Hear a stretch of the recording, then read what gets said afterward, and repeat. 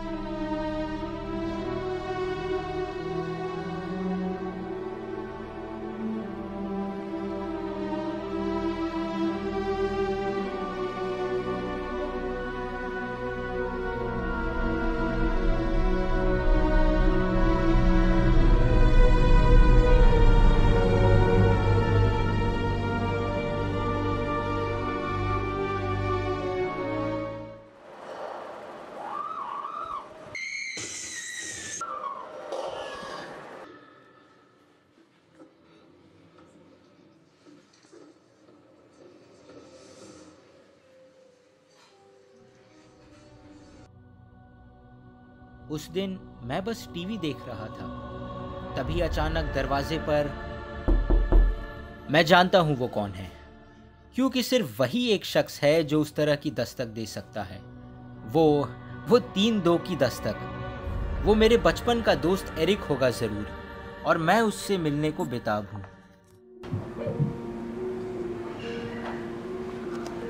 अच्छा, तो तुम्हें मेरी याद आ ही गई। क्या बताऊं, अभी मेरे हाथ ऐसी कुछ चीज लगी है इसके बारे में मैं बताए बिना तुम्हें रह नहीं पाता था। क्या? ये देखो, ये हाथ लगा है मेरे। क्या है ये? ये इस सदी की सबसे खौफनाक दास्तान है जो किसी अबीर वैश के द्वारा लिखी गई है, और इसकी पहली ही लाइन तुम्हें इसे पढ़ने पे मजबूर कर देगी। ऐसा क्या लिखा है इसमें? बेपनाह तबाही के बिना अमन कायम नहीं किया जा सकता। जितनी ज्यादा तबाही होगी उतना ही ज्यादा अमन होगा। वाह, लाइंस तो काफी कमाल की है। आत्मा, चक्र, प्रेत और वासना जैसे कई चीजों के बारे में इससे राज जुड़े हुए हैं। मुझे वो हमेशा से बहुत पसंद था। उसका यूं मुझसे इतने जोशीले तरीके से बात करना, छोटी सी छोटी और बकवास से बकवास कहानियों पर उसका यूं बिना रुके बोलना, उसकी वो खुशी जो मैं उसके चेहरे पर देख पाता हूं, ये सब मुझे बहुत पसंद था। पर वो कहते हैं ना कि चीजें जल्द ही बदलने लगती हैं। इस कहानी में चीजें कुछ खास बदली तो नहीं, पर गायब जरूर होने लगी। हर कहानी के 2 पहलू होते हैं, पर इस कहानी के 3 पहलू हैं। लामिया वैश, हाँ, इस कहानी की तीसरी और सबसे जरूरी पहलू। लामिया वैसे तो काफी अच्छी थी, पर मुझे उसकी कुछ बातें बहुत परेशान करती थी, जैसे उसकी वो अजीब सी नीली आंखें, और फिर वो आखिर बेटी भी थी तो किसकी? अबीर वैश की।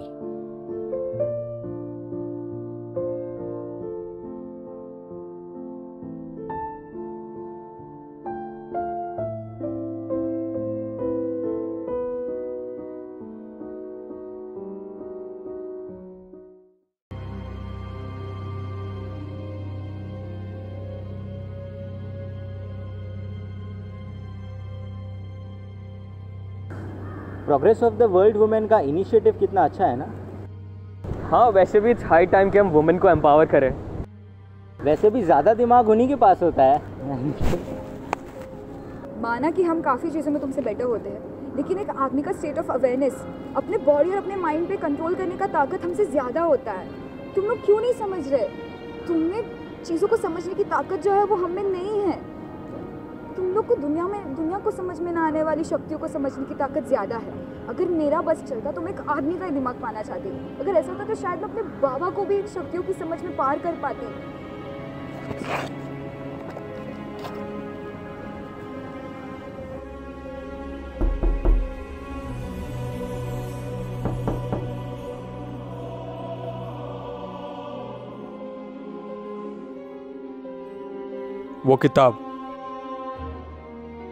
वो किताब मुझे वापस चाहिए।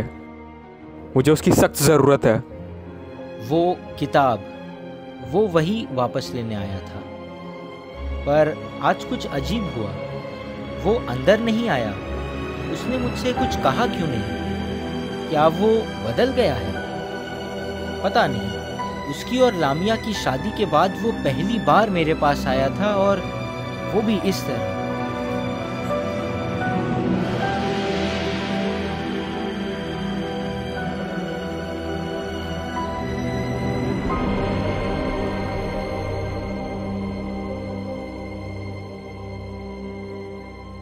वो एक बार फिर मेरे पास आया, इस बार अपनी उसी पुराने अंदाज के साथ। वो 3-2 की दस्तक।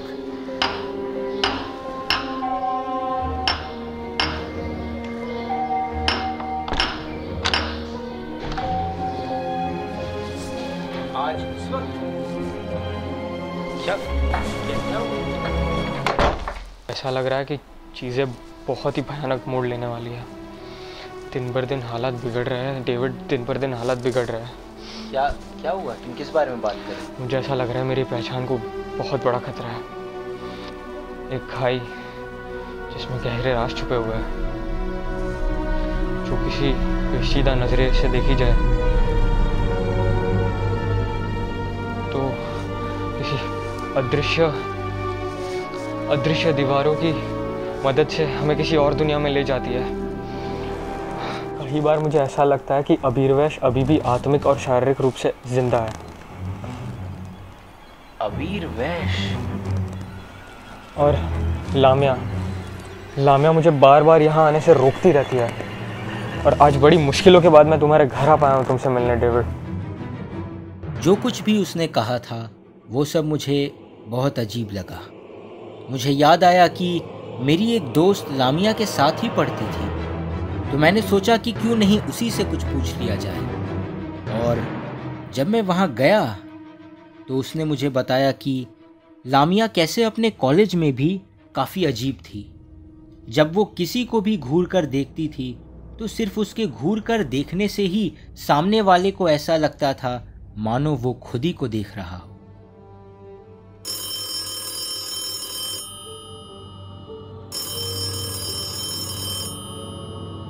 हेलो, क्या आप डेविड बोल रहे हैं?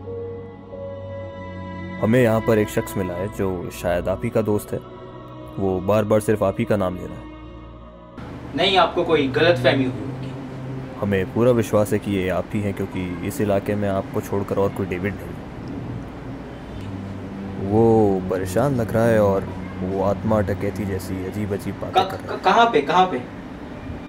वो पुलिस का कॉल था, और जब मैं वहाँ पहुँचा तब मैंने देखा कि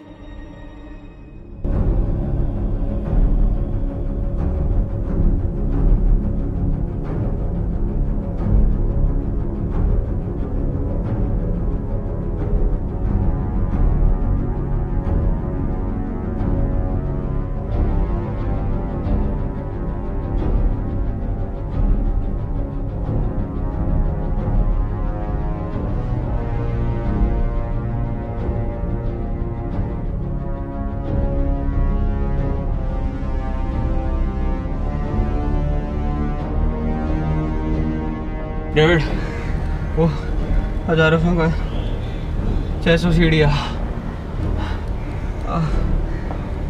मैं उसे नहीं छोड़ूंगा डेविड। उसे नहीं छोड़ूंगा। जंगल के बीचों बीच वो अंधेरी गुफा मुझे अभी भी याद है डेविड। उन शैतानों का बार बार दोहराना। अबीर वैश, अबीर वैश, मैं उसे नहीं छोड़ूंगा डेविड, मैं उसे नहीं छोड़ूंगा। उसने मुझे वादा किया था कि वो मुझे कभी वहाँ नहीं बांधेगी, और अभी 2 मिनट पहले वो उसने मुझे वहाँ बांध दिया था। वो और अब अचानक से मैं यहाँ आ चुका हूँ। मुझे पता नहीं मेरे साथ क्या हो रहा है। वो शापित अंधेरी गुफा जहाँ से जहन्नुम की शुरुआत होती है, जहाँ पे शैतानों का घेरा है, वो बार बार एक ही चीज़ दोहराते रहता है। वो मैं अपने दिमाग से नहीं निकाल पा रहा। डेविड, मैं उसे कभी माफ़ नहीं करूँगा। डेविड, मैं उसे कभी माफ़ नहीं करूँगा। मुझे पता नहीं डेविड मुझे क्या होने वाला है। मेरी बीवी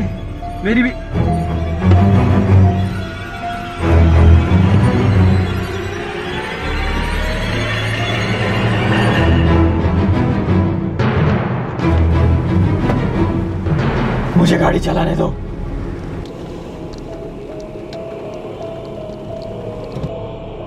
उस दिन मैंने उसे करीब से देखा। वो वाकई अजीब है। उसकी आवाज एकदम से बदल कैसे गई। लोग सही कहते हैं कि वो बिल्कुल अपनी बीवी की तरह दिखने लगा है।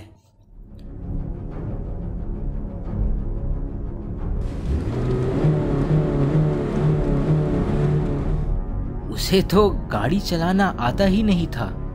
फिर कैसे वो गाड़ी चला पा रहा था। उस गाड़ी में खामोशी छाई हुई थी और मैं दुआ कर रहा था कि वो बरकरार रहे। मैं उस दिन के सदमे से उभरा ही नहीं था कि एक बार फिर मेरे दरवाजे पर दस्तक हुई। वो अब चली गई डेविड। मैं और लामिया अब साथ नहीं रहे। घर के नौकरों के गैर मौजूदगी में मैंने उससे बात की थी। उसने मुझे वादा भी किया था कि वो आज के बाद ऐसा कुछ नहीं करेगी जिससे मेरी परेशानियां बढ़े।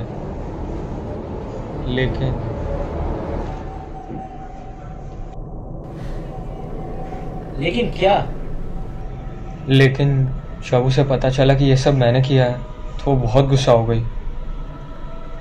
उसने अपना बैग तुरंत पैक कर लिया और वो चली गई। और हाँ, तुम्हें किसी को बताने की ज़रूरत नहीं है कि हमारे बीच परेशानियां थी। कोई पूछे तो कह देना कि रिसर्च के काम से विदेश गई हुई है। वो ज़रूर अपने उन अजीब दोस्तों के पास गई होगी जो बिल्कुल उसी की तरह है। वो मेरा शरीर छीन लेना चाहती थी। वो मुझे और मेरे शरीर को अपने वश में करना चाहती थी। उसे लगता है कि मैं बड़ा ही बेबस और कमज़ोर दिल इंसान हूँ। तुम उसे जितना अजीब समझते हो उससे कहीं ज़्यादा अजीब है वो।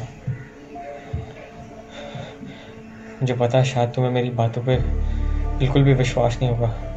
शायद मैं पागल हो चुका हूँ। उस दिन भी मैं गाड़ी में से किसी कमरे में पहुंच गया। बहुत ज़्यादा अंधेरा था वहाँ पे। मेरे हाथ और पैर दोनों बंधे हुए थे। शायद तुम्हें इस बात का अंदाज़ा ही नहीं है कि उस दिन तुम्हारे साथ गाड़ी में मैं नहीं बल्कि लामिया थी। मुझे अपने आप को बचाने के लिए करना पड़ा डेविड। क्या करना पड़ा तुम्हें? नहीं, कुछ नहीं। मुझे 1 साल पहले ही पता चलने लगा था कि कुछ ना कुछ गड़बड़ तो ज़रूर है। तुम्हें याद है वो उसका अजीब तरीके से मुझे देखना, उसकी अजीब सी हैंडराइटिंग, और सबसे ज़्यादा अजीब वो उसका ऐसे हाथ मोड़ कर लिखना। उसकी वो बातें सब एक ही चीज़ दर्शाती है डेविड। क्या? वो अभी भी जिंदा है। उसमें कौन? किसमें? ये पना तबाही के बिना अबीर वैश। वो हमेशा जीने की इच्छा रखने वालों में से एक है। इसके लिए इसी लालच में आके उसने अपनी बेटी के शरीर का इस्तेमाल किया और अब वो मेरा शरीर छीनना चाहता है। बस अब मैं इन चीज़ों से थक चुका हूँ डेविड। बाकी का मैं तुम्हें बाद में बताऊंगा।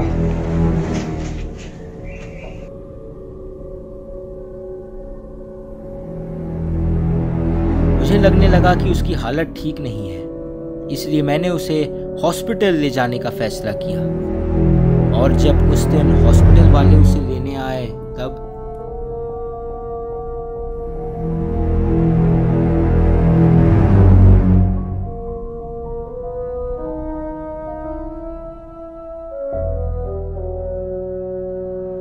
वो फोन कॉल मैं कभी नहीं भूल सकता। क्या कोई मुझसे कुछ कहने की कोशिश कर रहा था, पर कह नहीं पाया। आखिर वो था क्या? Hello hello. सुबह जब उस कॉल का पता लगवाया गया तब पता चला कि वो एरिक के घर से किया गया था। मैं तुरंत चौकन्ना हो गया। मैं समझ गया कि एरिक और लामिया दोनों ही उस घर में नहीं थे। शायद रिसीवर में कोई खराबी है, हम बाद में बात करेंगे। तो फिर उस कॉल को आखिर किया किसने था? अब मुझे अपने दोस्त की हर बात पर विश्वास। कुछ तो गड़बड़ है। वो हमेशा एक लड़का बनना चाहती थी। उसकी वो आंखें, मेरे दोस्त का पागलपन, इन सब के बीच कोई ना कोई कनेक्शन तो जरूर था। मेरा दोस्त सही था। मैं वो हूं जिसने वो देखा है। मैं जानता हूं कि उस दिन गाड़ी में मेरे साथ वो लामिया ही थी। वही उस दिन मुझसे वो किताब वापस लेने आई थी, वो वही थी। पर मैं उसे पहचान नहीं पाया। अब वो मेरे पीछे आ रही है।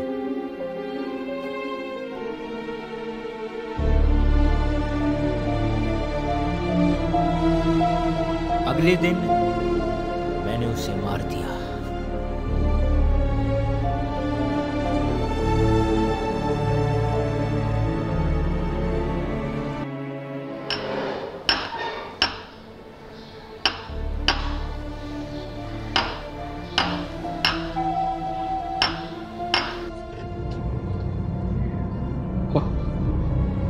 हॉस्पिटल जाओ, उसे खत्म कर दो।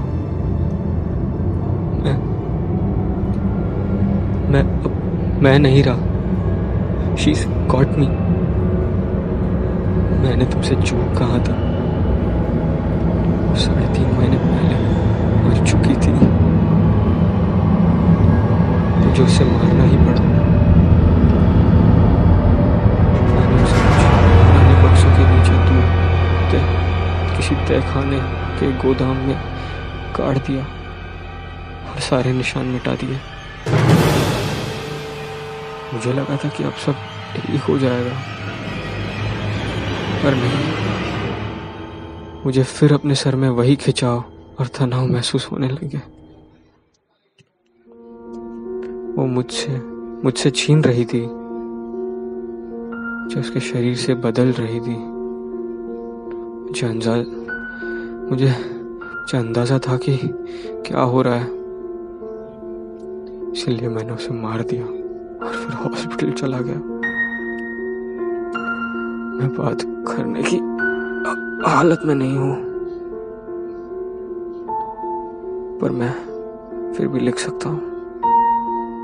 इसीलिए तुम्हें ये सब आखिरी चेतावनी दे रहा हूं। अगर तुमने कभी भी मुझे अपना सच्चा दोस्त माना है, या अगर तुम मेरी आत्मा की शांति और आराम के लिए कुछ करना चाहते हो, तो तुम्हें उसे मारना होगा डेविड। तुम्हें उसे मारना होगा।